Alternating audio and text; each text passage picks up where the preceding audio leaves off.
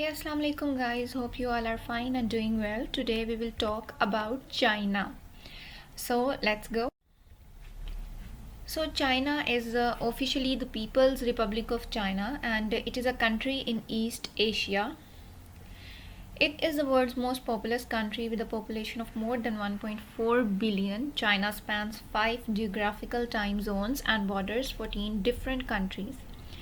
It covers an area of approximately 9.6 million square kilometers. It is the world's third or fourth largest country. So the country consists of 23 provinces, 4 municipalities, 5 autonomous regions and 2 special administrative regions, Hong Kong and Macau. The national capital is Beijing and the largest city and financial center is Shanghai, and Shenzhen serves as a technological and innovative hub. So, what is China famous for?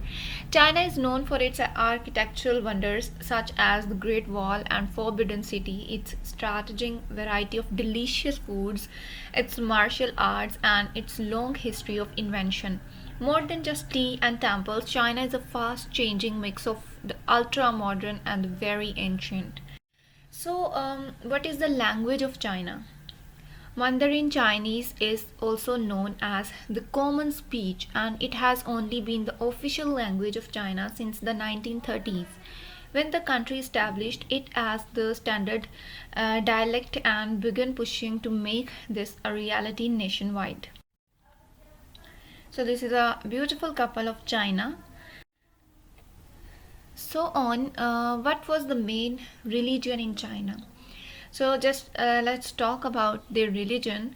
The state recognizes 5 religions: Buddhism, Catholicism, Deism, Islam, and Protestantism. So these are the 5 religions that are recognized in the China. So the practice of any other faith is formally prohibited, although often tolerated, especially in the case of traditional Chinese beliefs.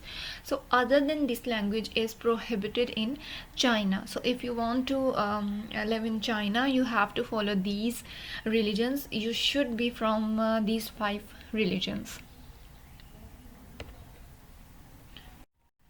So, do the Chinese believe in God?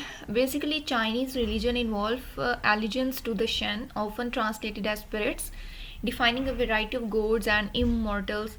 These may be deities of the natural environment or ancestral principles of human groups, concepts of civility, culture heroes, many of whom feature in Chinese mythology and history.